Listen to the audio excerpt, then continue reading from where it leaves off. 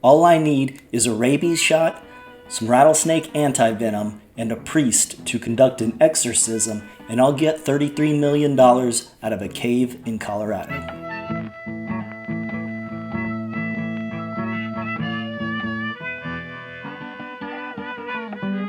Welcome to Hidden Treasures. Don't forget to like, subscribe, leave comments if you enjoy the video. In the late 1700s, about $33 million was discovered on Treasure Mountain by a French expedition team. The expedition team had around 300 men and had traveled from Leavenworth, Kansas, all the way to the Rocky Mountains in Colorado, which is a long trip. They discovered all of this gold and then had a run-in with the natives in the area. The natives in this area didn't mind too much people traveling through, and they didn't really bother them. They stayed away from them. They let people go through as long as they weren't over hunting or disturbing the land. In this particular case, stealing $33 million worth of gold from the land qualified as disturbing the land. The expedition team knew that the natives in the area were not happy with them, so they decided to bury the treasure and make a map. The map that they made had 8 landmarks. If you were able to find all 8 landmarks, then you would be able to find the treasure. The natives in the area attacked these 300 men. By the time the first battle was done, there were only about 35 left. The 35 men that were left tried to escape, but they were attacked again. After the expedition team was attacked, they headed back through eastern Colorado and western Kansas, which, like I said, is a long trip, and winter had kicked in, and they were traveling through snow. Only 2 surviving members made it back to the outpost in Kansas. Of these 2 survivors, one of them almost immediately died. The other one actually survived.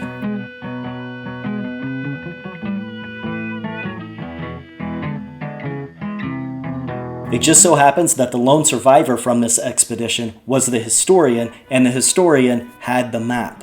This historian was a man by the name of Leblanc, and he traveled back to France and he took the map with him, but he also made a copy of the map. He gave the original map to the French government, but then supposedly also kept a copy of the map for himself. He kept this map copy and passed it down to his ancestors. At some point, there was a second expedition that traveled from France and came back, and supposedly everyone was wiped out by the natives again. So there's the legend of how this treasure came to be in a cave near Treasure Mountain in Colorado. Now let's move up to more modern times. In 1993, a family that claims to be descendants of Leblanc also claimed to have that copy of the map in French and have been looking for this treasure secretly for several years. So in 1993, this family supposedly already knows 7 of the 8 landmarks. One of the family members is in the mountains in this region hunting elk. It starts to rain, they need to find shelter, so they duck into this little hole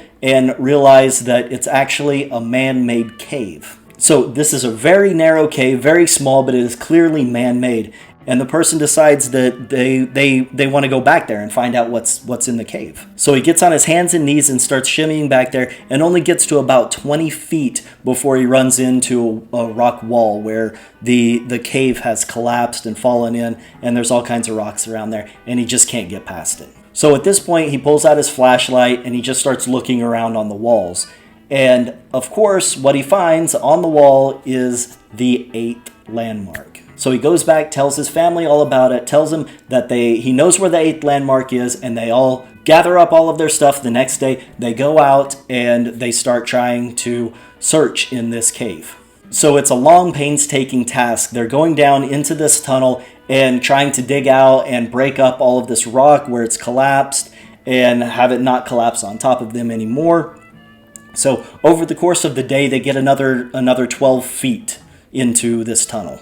Once they're back there another 12 feet, it starts getting dark. The sun is going down, but they don't want to stop. They're determined to get back there and find out what's at the end of this man-made tunnel. So they come back out, they get some candles, and they start placing candles along inside the tunnel that they're going to light up so they can keep working back there. Only one person can go in at a time. It's very narrow, so this one person is in there. He crawls back there. He starts placing all of these candles. He gets to the very back and places the last one, and on his way back out, he's going to light the candles to light up the cave. So right after he places this last candle, he starts to light it up, and a rattlesnake lunges at his face, and he jumps and he hightails it out of there as quickly as he possibly can. As soon as he gets to the outside, The sun is going down, it's getting dark, and these bats come out of a cave, and these bats just start dive bombing this family, which is very unusual for bats. They don't really exhibit this type of behavior. They usually just fly out, they go after little mosquitoes and stuff like that, and they don't really even notice that people are there.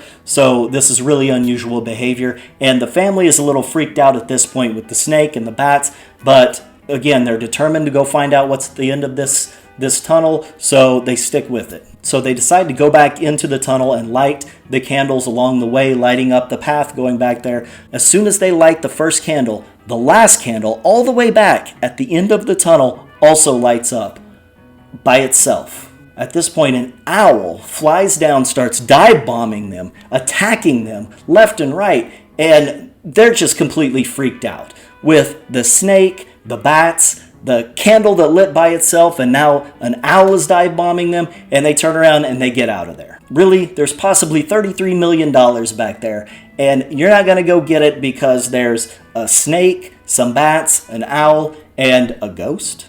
Like I said at the beginning, a rabies shot, some anti-venom, a priest, and I'm going to go get that $33 million. I hope you enjoyed the story. If you did, don't forget to like, subscribe, leave comments. Thanks for watching.